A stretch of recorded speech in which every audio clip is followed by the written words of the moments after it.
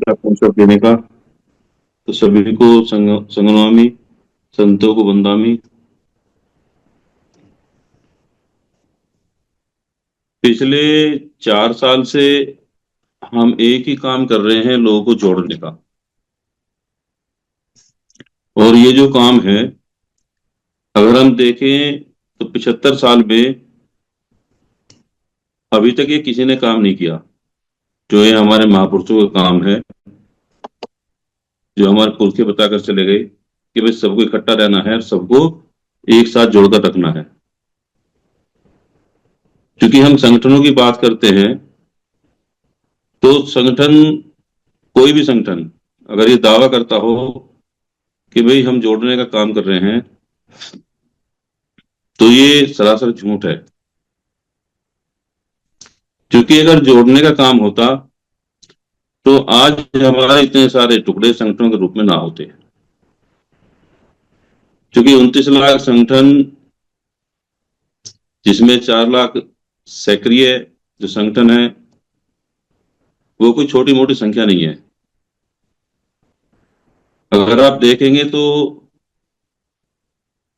पूरे विश्व में कोई ना कोई एक देश ऐसा मिल जाएगा, एक या दो चार देश जिनकी इतनी जनसंख्या भी नहीं है, और हम बात करते हैं जोड़ने की। एक समय था पुरातन भारत का, जब हम सभी लोग इकट्ठा रहते थे, एक साथ रहते थे। वो चाहे कबीलों के रूप में हो, वो चाहे जनपदों के रूप में हो, चाहे प्रांतों के रूप में हो, लेकिन हम सब लोग उस समय इकट्ठा रहते थे। तो ऐसा कौन सा कारण था या ऐसा कौन सा माध्यम था जिसके द्वारा हम सब लोग इकट्ठा एक साथ रहते थे? हमारे अंदर उस समय न तो कोई विकार था, चाहे ईर्ष्या हो, द्वेष हो, लोभ हो, लालच हो, ऊंच या नीच, कौन छोटा कौन बड़ा, ये सब इस तरह का कोई भी हमारे अंदर कोई भी किसी तरह का विकार नहीं था। क्योंकि हम एक समान थे, हम एक दूसरे के साथ में समान व्यवहार करते थे, हम सबको समान मानते थे, सभी को समान अधिकार देने वाले लोग हम ही थे, समता समानता का व्यवहार करने वाले लोग हम ही थे, और सही और समान जीवन देने वाले लोग, जीने वाले लोग हम ही थे। तो वो जो पहचान थी हमारी समता समानता की, जिसको हम समन बोलते हैं, ये जो समन शब्द है, ये अपने आप में बहुत पावरफुल है। और इस देश के 85% जिन्हें बाबा साहब ने बिखरने के बाद, जातियों में टूटने के बाद बड़ी कोशिश करके संविधान में इकट्ठा किया, उनको संवैधानिक भाषा में नाम दिया SC ST OBC converted minority, उनको इकट्ठा इसलिए किया क्योंकि अगर आप इन पोटलियों में बंधे रहोगे तो अपने अधिकारों की रक्षा करते रहोगे, अपने आने वाली पीढ़ियों को बचाकर रखोगे। और ये चारों आपको देकर जा रहा हूं, तो जो ये शब्द है समण, ये अपने आप में बहुत पावरफुल है, और इस देश को, इस देश के सारे समणों को इकट्ठा करने वाला शब्द है। तो जिस शब्द के साथ, जिस पहचान के साथ हम इस देश के लोग एक समय इकट्ठा रहते थे, तो आज हम क्यों नहीं रह सकते? है कि वो जो हमारी पहचान थी वो खत्म हो गई। उसके बहुत सारे कारण हैं। क्योंकि हम अपनी पहचान भूल गए, अपनी संस्कृति, अपनी संगति भूल गए। प्राचीन समय में, प्राचीन भारत में जो लोग रहते थे, उनकी संगति, उनकी संस्कृति, उनकी सभ्यता का नाम समण था, जिसे समण संगति, समण सभ्यता हम लोग कहते थे। आज की संस्कार की भाषा में समण संस्कृति को हम श्रमण संस्कृति बोलते हैं या बोला जाता है। श्रमण सभ्यता को श्रमण सभ्यता बोला जाता है, और भारत के पुरातन लोगों की श्रमण संस्कृति, श्रमण सभ्यता के कारण ही यहाँ के लोगों को श्रमण या श्रमण बोला जाता है।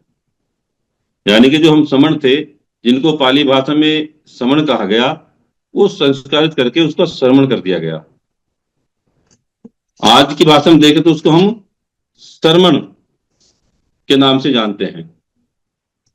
और ये बड़ी दुख की बात है, जो लोग धर्म का काम करते हैं, जो लोग भगवान बुद्ध का नाम लेकर उनका काम करते हैं, वो भी अपनी प्राचीन जो पहचान है, मूल पहचान है, उसको नहीं जानते। जबकि उनकी जिम्मेदारी है जो हमारी मूल पहचान है उसको जानना और उसको आगे बढ़ाना, उसको प्रचार प्रसार करना, लोगों के बीच तक उसको पहुंचाना। क्योंकि भारत की जो मूल और इकलौती सभ्यता है वह श्रमण सभ्यता है। इसके अलावा कोई भी सभ्यता भारत में पनपी ही नहीं। जो लोग भारत में आए, बाहर से आए, जिन्हें हम प्रवासी बोलते हैं, परदेशी बोलते हैं, या द्विज या दूसरे लोग बोलते हैं, या वम बोलते हैं, उल्टे लोग बोलते हैं, जिनके जो कार्य थे वो हमारे से बिल्कुल विपरीत थे, जो असमानता का व्यवहार करते थे, उल्टे कर्म करते थे, उल्टा काम करते थे, उनको हमने वम कहा। जो वम से वर्ण बना और जिसे संस्कृत भाषा में वमन या बमन या बमन या ब्राह्मण आज बोला जाता है। तो जब वो लोग यहां आए और यहां उन्होंने जो हमारे विपरीत कार्य किए, तो वो लोग विपरीत कार्यों के द्वारा ही बमन कहलाए, बमन कहलाए, और सीधी भाषा में कहें तो ब्राह्मण कहलाए। ऑटोमेटिकली हमारा नाम उनके कर्मों के अनुसार, यानी कि उनके उल्टे कर्म थे, हम लोग श्रमण थे, समता समानता वाले लोग थे, तो हम श्रमण कहलाए।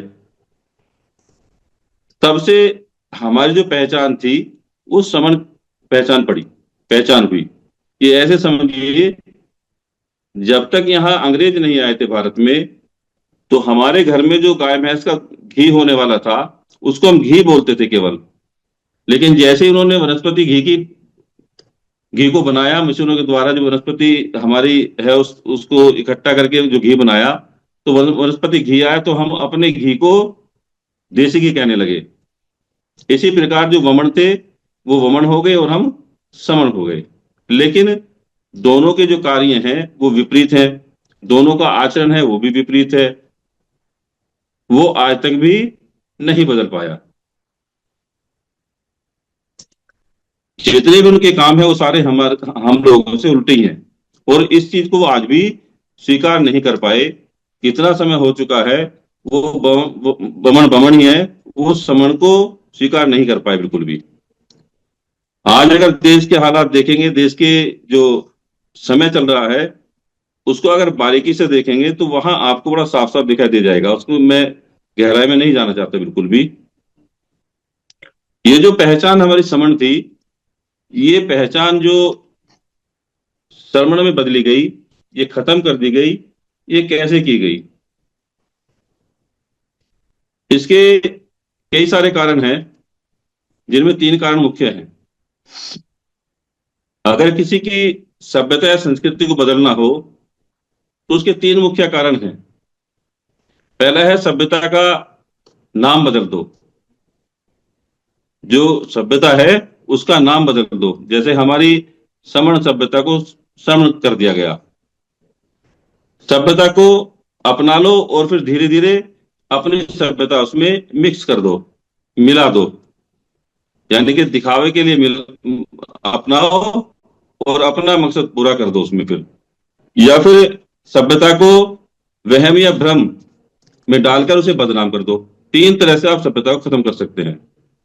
ये तीन कारण हैं जिनसे सवर्ण सभ्यता को नुकसान किया गया, बहुत बड़ा नुकसान पहुंचाया गया।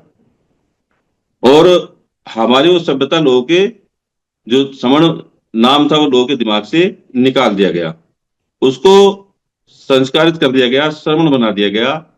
लोग समझने लगे कि भाई हम तो श्रमिक हो गए, हमारा जो मूल काम था वो श्रम ही था, हम मेहनत करने वाले लोग थे, ये सारे काम हमारे ही थे। काम तो हमारे थे, लेकिन हम लोग काम के नाम से पहचाने जाते, लेकिन जातियां नहीं थी बिल्कुल भी। क्योंकि इन लोगों ने क्या किया, जो हमारे काम थे उनको ही जाति बना दिया, और जाति बनाकर हमें श्रमिक बना दिया गया। तो जो पहचान थी हमारी सवर्ण, उसको डाइवर्ट कर दिया गया, और वो पहचान हमारी काम से जोड़कर जातियों तक ले गए। और जातियां भी एक दो नहीं, हजारों जातियां, 6,700 जातियां, उसकी भी उपजातियां हैं। तो इतनी सारी जातियों में, उसमें फिर हमारे बहुत सारे मतलब ऊंच नीच भेदभाव का जो अंतर पैदा किया, वो हमारे टूटने का सबसे बड़ा कारण बना। इन लोगों ने क्या काम किया, बमनों ने पहले तो हमारी सवर्ण सभ्यता को इन्होंने अपनाया, यानी कि अपनाने का भ्रम किया, लोगों को सामने दिखावा किया, और धीरे धीरे पहले पाली को सीखा, और फिर पाली को संस्कारित यानी कि मिलावट किया, और संस्कारित भाषा को संस्कृत भाषा का नाम दिया। ये जो संस्कृत भाषा है, ये पाली की ही संस्कारित भाषा है, जिसे हम संस्कृत बोलते हैं। उसके आज भी बहुत सारे जो शब्द हैं वो पाली से ही मिलते जुलते हैं, जिनको हम बोलते भी हैं, पढ़ाते भी हैं। इस प्रकार बमनों ने समनों के जो मूल साहित्य थे, उनमें पाली से संस्कारित, उसको जो पाली से संस्कृत कर दिया गया और उसको बदल दिया गया। और हमारे लोगों ने उसको फिर, जो संस्कृत भाषा थी, उसको सही समझकर जो है उसको अपना लिया, जिसके कारण हमारा जो है बहुत बड़ा नुकसान हुआ। और आज भी आप देखेंगे, जो हमारे पढ़े लिखे लोग भी हैं, वो जो उनका लिखा हुआ है वो उनको ही सत्य मानते हैं। वो कभी अपने इतिहास में जाना ही नहीं चाहते, बिल्कुल भी। वो नहीं ये कोशिश करते कि भाई ये हमारा इतिहास नहीं है, हमारा इतिहास तो कुछ और ही है। वो बताते हैं हिस्ट्री पढ़ने वाले कि भाई हमने इंडिका पढ़ी, लेकिन इंडिका में जो समण शब्द आया उस पर कभी ध्यान नहीं दिया कि भाई ये जो समण शब्द आया है, ये समण शब्द आखिर आया कहां से है, ये किसके लिए सब शब्द था। जबकि इंडिका में साफ साफ लिखा है, सब इंडिका में मिल जाएगा आपको। क्योंकि समण हम ही लोग थे, जो समण महान सभ्यता के जो लोग थे वो हम ही लोग थे। समण किसान हम थे, पशुपालक हम थे, समण शिकारी हम थे, समण व्यापारी हम थे, शिल्पकार हम थे, समण सैनिक यानी कि योद्धा हम थे, निरीक्षक हम थे, पार्षद हम थे, मंत्री हम थे, गुरु हम थे। आज भी हम इस गुरु हैं। तो इतना सारा जो हमारे सामने साक्ष्य है, उसका हम मंथन नहीं करते बिल्कुल भी। बुद्ध ने जो त्रिपिटक दिए हैं, उनमें समना बर्मा बमना साफ साफ लिखा है, एक जगह नहीं कितनी बार लिखा है। जो धम्म पद है, उसमें आपको शुरू से आखिर तक एक जगह नहीं कई जगह मिल जाएगा। कई सारी गाथाओं में श्रवण का आपको उसमें श्रवण शब्द मिल जाएगा, समना बमना मिल जाएगा। बाबा साहब की कई सारी पुस्तकें हैं, भगवान बुद्ध और उनका धम्मा, उसमें भी श्रवण का श्रवण का बताया गया है। क्रांति प्रतिक्रांति उसमें भी बताया गया है। जाति का बीजनाश, उसमें भी समना बमना श्रवण जो हमारे शब्द है उसको खूब दिखाया गया, बताया गया है। लेकिन हमने ना तो बाबा साहब को पढ़ा, ना हमने धम्म को पढ़ा, बस एक लकीर पीटता रहे हैं। हमने ये कोशिश नहीं की कि भाई हमारी वास्तव में इतिहास क्या है और हमारी पहचान क्या है। ये जो हमारी पहचान है वो मूल पहचान है हमारी समण। सभ्यता भी हमारी समण है, संस्कृति हमारी समण है। ऋषिपाल जी अपना माइक बंद रखे। और ये जो हमारी पहचान है समण, यही हमको इकट्ठा करने वाली पहचान है। इसी पहचान के तहत हम 120 करोड़ लोग इकट्ठा हो सकते हैं। इसके अलावा दुनिया में कोई भी आपकी पहचान ऐसी नहीं है जो आप इकट्ठा हो जाओ। अगर आप ये सोचे कि मैं तो भगवान बुद्ध को मानता हूं, ठीक है, मानो, अच्छी बात है। लेकिन ये बताओ, भगवान बुद्ध से पहले जो सभ्यता थी या जो लोग थे वो कौन थे? मैं बाबा साहब को मानता हूं, तो बाबा साहब से पहले भी लोग थे। अच्छी बात है कि हम अपने महापुरुषों के बताए रास्ते पर चलें, लेकिन जो हमारी मूल पहचान है वो भी हमें जाननी पड़ेगी, जिसके द्वारा हम इस देश में इकट्ठा हो सकते हैं। और वो पहचान है समण शब्द। इसी समण शब्द को हमें बहुत तेजी से आगे पहुंचाना है, लोगों को बताना है।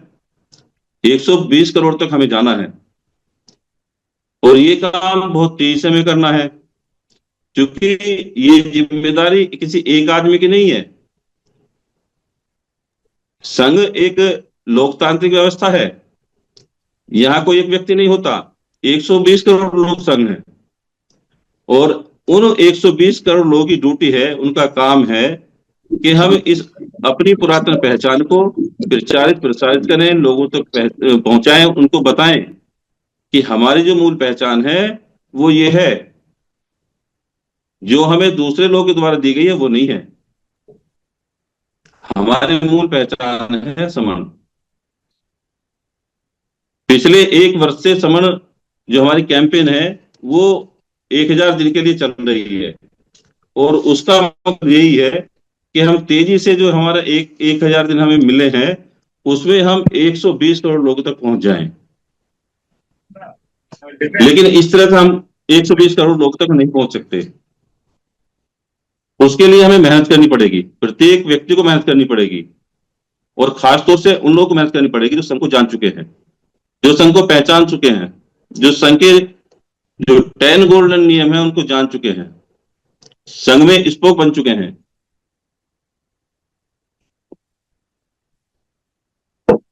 और उसमें भी जो एक्टिव स्पोक के रूप में काम कर रहे हैं। उसमें भी वो लोग जिन्होंने आगे बढ़कर, जो 55 लोग हैं, 56 लोग हैं, उन्होंने आगे बढ़कर संघ के काम को आगे बढ़ाने के लिए जिम्मेदारी ली है। उनकी ड्यूटी कई गुना बढ़ जाती है।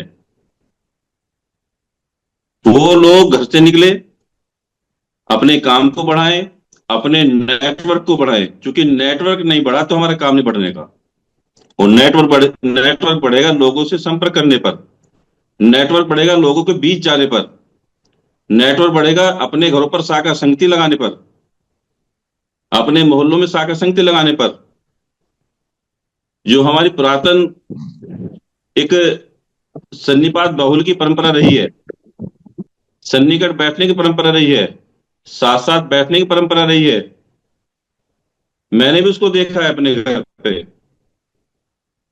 मैं देखता था, मेरी जो घर की बैठक थी उस पर 10 या 12 जो हमारे लोग थे, मोहल्ले के पड़ोसी, हर समय बैठते थे। वो लोग इकट्ठा होते थे, अपने समाज की बात करते थे, गांव में ये हो गया उसकी बात करते थे, फलाना लड़का जो है वो बिगड़ रहा है उसे सुधारा किया जाए उसकी बात करते थे, फलाना जो है वो पढ़ रहा है, वो अच्छी नौकरी पे चला गया उसकी बात करते थे, हम अपने बच्चों कैसे आगे बढ़ाएं उसकी बात करते थे।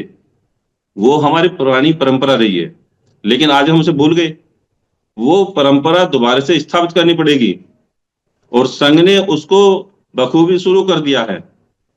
और उसमें लगता कुछ नहीं, केवल लोगों को सूचना देनी है, लोगों को इकट्ठा करना है, उनकी दुख दर्द की बात करनी है, देश में जो घटनाएं चल रही है उसकी बात करनी है, उसके साथ साथ अपने संघ की बात करनी है। तो संघ में इकट्ठा होकर बैठने के लिए तो कोई पाबंदी है नहीं, ना ही बुरा काम है, क्योंकि हमारा यही काम था, एक साथ इकट्ठा बैठने का। एक साथ इकट्ठा बैठते थे, इकट्ठा रहते थे, तो हम इस देश के मालिक थे। आज आप करके देख लीजिए, एक गांव को आप उदाहरण बना लीजिए, आपको पता चल जाएगा। अगर आपकी संख्या किसी गांव में 50% से अधिक है और सब लोग इकट्ठा हो जाएंगे, तो 100% गारंटी देता है संघ, उसके मालिक आप हो जाओगे। किसी प्रदेश में अगर आप लोग सारे इकट्ठा हो गए तो उस प्रदेश के मालिक आप हो जाओगे। किसी शहर में आप इकट्ठा हो गए तो वहां के मेयर और चेयरमैन आप हो जाओगे, वहां की संस्थाएं आपकी हो जाएंगी, वहां के रोजगार आपके हो जाएंगे, उसे कोई रोकने वाला नहीं है। लेकिन जरूरत है इकट्ठा होने की। तो जितने हमारे ज्यादा काम करने वाले लोग हैं, वो थोड़ा अपने विकारों से बाहर निकलें। अगर किसी के अंदर अभी भी विकार हैं, अहंकार का विकार है, ईर्ष्या का विकार है, लोभ का विकार है, लालच का विकार है, किसी चीज से मोह है, या यहाँ कुछ कुर्सी या स्टूल को देख रहा है, तो उससे बाहर निकलो। क्योंकि हमारा काम है लोगों को जोड़ने का, और हर सूरत में ये काम करके रहेंगे हम। हर सूरत में सबको जोड़कर रहेंगे, उसके लिए हमें कुछ भी करना पड़े। क्योंकि इसके बाद हमारे पास कोई मौका नहीं है। ये मौका अगर हमने गंवा दिया, तो फिर ना हम बचेंगे, ना हमारी कोई जनरेशन बचेगी।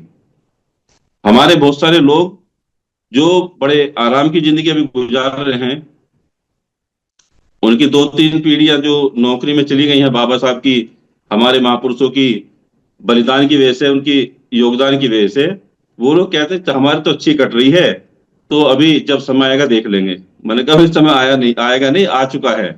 ये चश्मा हटाओ आंखों से और देखो अंदर की आंखों से क्या दिखाई देगा आपको। आपकी तो अच्छी कट रही है, और हो सकता है ये 10 साल की नौकरी आपकी बाकी है, आप इसे पूरा ना कर सको। हो सकता है जो आपका व्यवसाय आज आप कर रहे हो, ये आपका रह भी ना पाए।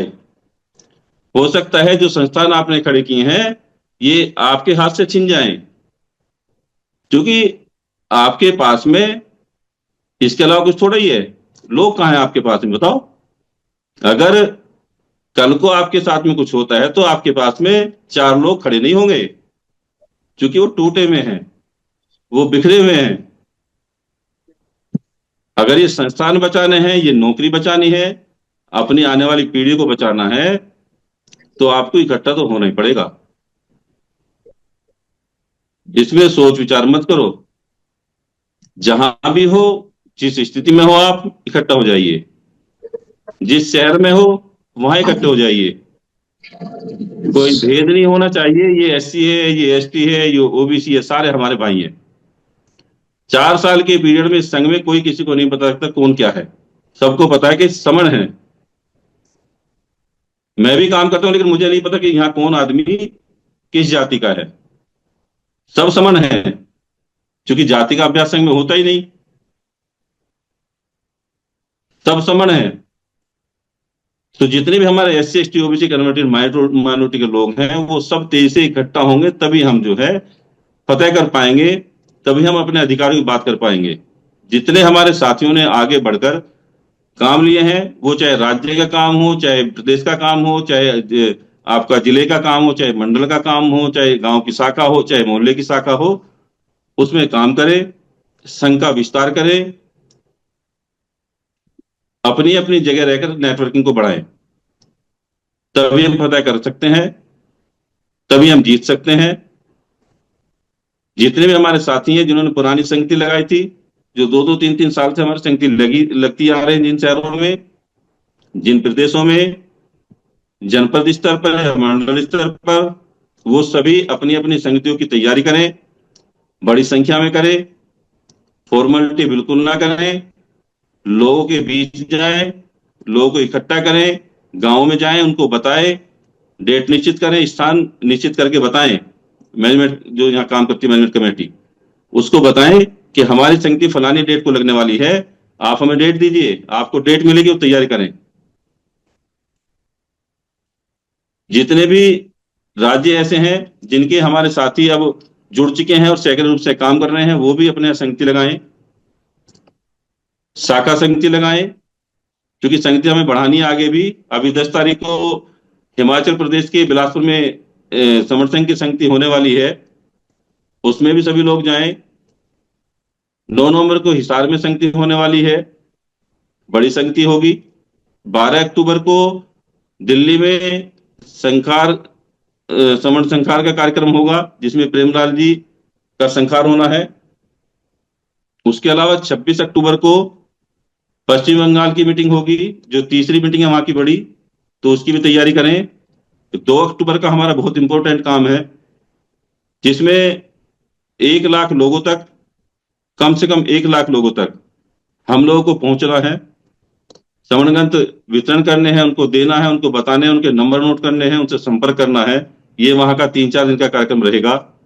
2 दिन का तो मुख्य रूप से रहेगा ही। वहां खाने की, रहने की पूरी व्यवस्था की गई है और कम से कम खर्च में वो व्यवस्था रहेगी। तो वहां के लिए भी सभी लोग तैयारी करें, क्योंकि 1-2 आदमी का काम नहीं है, 10-5 आदमी का काम नहीं है, हजारों लोगों का काम है। और अभी हमारे पास में काफी लोग काम करने के लिए आगे भी आ चुके हैं। वो कोशिश करेंगे तो 1000 लोग इकट्ठा हम कर लेंगे। वो सभी लोग नाम लिखाएं और बताएं कि हम परिवार सहित वहां जा रहे हैं, हमारे मिलने वाले जा रहे हैं, क्योंकि तभी संघ का काम बढ़ेगा। उसके लिए हमें समन संघ की संगति बढ़ानी पड़ेगी, सन्निपात बाहुल बढ़ाने पड़ेंगे, शाखा संगतियां बढ़ानी पड़ेंगी, लोगों के बीच जाकर संघ को बताना पड़ेगा। जो हमारी समण पहचान है उसको मुख्य रूप से बताना होगा, उसको प्रचार प्रसार करना होगा। सभी जितने भी संघी हैं हमारे, वो सोशल मीडिया का सब यूज करते हैं। सभी लोग सोशल मीडिया के जितने भी साधन हैं, चाहे वो ट्विटर हो, चाहे व्हाट्सएप हो, चाहे इंस्टाग्राम हो, और चाहे टेलीग्राम हो, फेसबुक हो, उसका भरपूर उपयोग करें। चैनल बनाएं, यूट्यूब चैनल पर अपनी सभी वीडियो डालें, उसके लिंक डालें। हमारे 2-3 चैनल बने हुए हैं, उनको प्रचार प्रसार करें, अधिक से अधिक ग्रुपों में उनको भेजें, ताकि लोग देखें, संघ को जाने और संघ से जुड़ें। ये काम हम सबको करना है। इसी के साथ मैं फिर पुनः आग्रह करता हूं, जो हमारी श्रवण पहचान है उसको बहुत जल्दी हमें स्थापित करना होगा, तभी हम जीत पाएंगे। इसी के साथ मैं अपनी वाणी को राम देता हूं। मुझसे अगर कोई गलती हो तो संघ मुझे माफ करे, संघ मुझे माफ करे, संघ मुझे माफ करे। धन्यवाद।